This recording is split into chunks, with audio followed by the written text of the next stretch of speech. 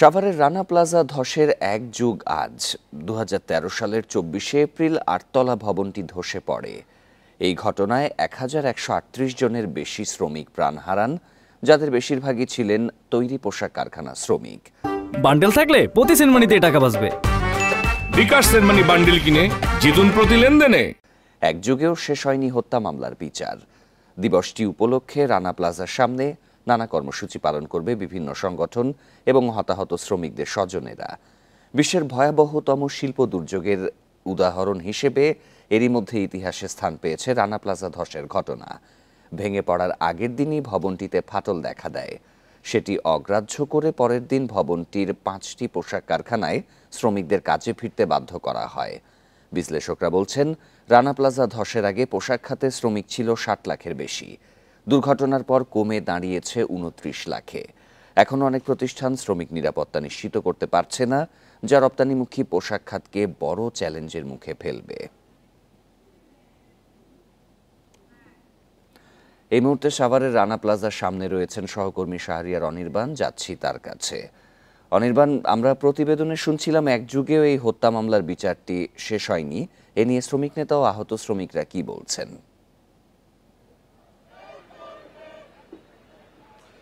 দেখুন, এক যুগ হয়ে গেল, তো এক যুগ পরও এখন পর্যন্ত আমরা রানা প্লাজার যে ঘটনাস্থল, সেই ঘটনাস্থলে কিন্তু এখনো আহত এবং নিখোঁজের যে স্বজনরা, তাদের হাহাকার আমরা দেখছি।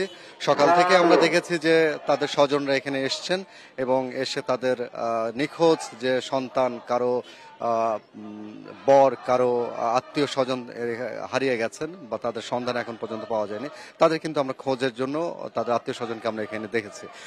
আর বিচারের কার্যের বিষয় যেটি আপনাকে বলছিলাম, সেটি হচ্ছে প্রায় গত এক যুগেও এই হত্যাকাণ্ডের যে বিচার, সে বিচারটি এখন পর্যন্ত হয়নি।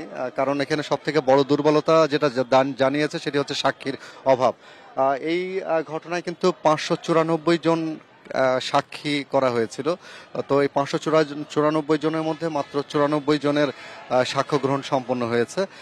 এর ভিতরে প্রায় ৬ বছর মতো বিচার কার্য স্থগিত ছিল, যার কারণে পুরো বিষয়টি রানা প্লাজা ধসের যে ঘটনার বিচার কার্য, সেই বিচার কার্যটা কিন্তু অনেকখানি বিলম্বিত হচ্ছে।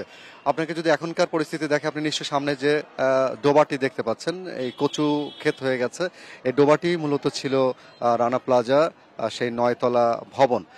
এই ৯তলা ভবনে কিন্তু ৫টি তলায় ছিল একেবারে পোশাক শ্রমিকদের নিয়ে পোশাক কারখানা যেটি ছিল, সেটি সেখানে প্রায় ৩,০০০-এরও উপরে যারা পোশাক শ্রমিক ছিলেন, সে পোশাক শ্রমিক কাজ করতেন। তো আমরা জানি যে গত এক বছরেও বলা যায় যে গত বছরও আমরা যখন এখানে এসেছিলাম, তখনও যারা স্বজনের সন্ধানে যারা আছেন, তারাও এসে অভিযোগ করেছিলেন এবং যারা হত্যাকাণ্ডের শিকার হয়েছেন, তাদের স্বজনরাও সেই হত্যাকাণ্ড দ্রুত যেন শেষ হয়, তার জন্য তারা বারবার দাবি জানিয়ে এসেছিলেন। কিন্তু সেটি এখন পর্যন্ত সম্পন্ন হয়নি বলে বড় রকমের একটা বলা যায় যে ট্র্যাজেডি।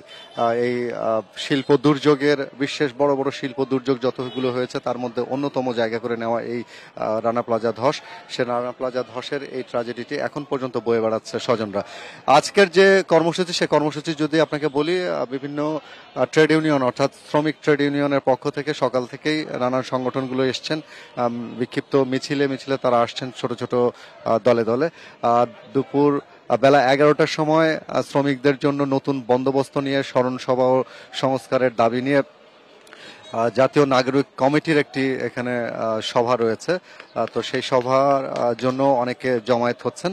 আর এর বাইরে যদি আপনাকে বলি, রানা প্লাজার যে মূল মালিক রানা, সে মাঝখানে জামিনে বেরিয়ে গিয়েছিল এবং তারপরে সে আবার আটক রয়েছে। তবে এর বাইরে কিন্তু রানার এখন পর্যন্ত সে বিচারটি কিন্তু এখনো শেষ হয়নি। আর এতে আন্তর্জাতিক অঙ্গন জুড়ে যে যতগুলো আমাদের যে প্রতিশ্রুতি ছিল, সে প্রতিশ্রুতিগুলো কিন্তু এখন অনেকখানি কি বলা যায় যে হালকা হয়ে গেছে। তো এই যে আন্তর্জাতিক সম্প্রদায়ের সাথে যে চুক্তিগুলো ছিল, শিল্পের ক্ষেত্রে শ্রমিকের নিরাপত্তা দেওয়া, সেই নিরাপত্তার বিষয়গুলো এখন সুনিশ্চিত এখন পর্যন্ত সেভাবে না হলেও চেষ্টা করে যাওয়া হচ্ছে যেন শিল্পের শ্রমিকদের আর্থিক এবং তাদের এই শিল্প কলকারখানায় যে নিরাপত্তাগুলো যেন সুনিশ্চিত করা হয়। এর বাইরে আপনাকে সারাদিনের যে অনুষ্ঠান, সে সারাদিনের অনুষ্ঠানের ভিতরে বিভিন্ন রকমের ট্রেড ইউনিয়নের পক্ষ থেকে অনুষ্ঠানগুলো এই বিচারের দাবিতে তারা মানববন্ধন এবং জনসভা এবং ছোট ছোট সভা করছেন এবং এই সভাটি সারাদিনই থাকবে। সকাল 11টার সময় নাগরিক কমিটির পক্ষ থেকে এখানে একটা সভা রয়েছে। এই ছিল আমার কাছে সর্বশেষ। রানা প্লাজা ধসের 1 যুগ আজ সাভার থেকে জানাচ্ছিলেন সহকর্মী শাহরিয়ার অনির্বাণ।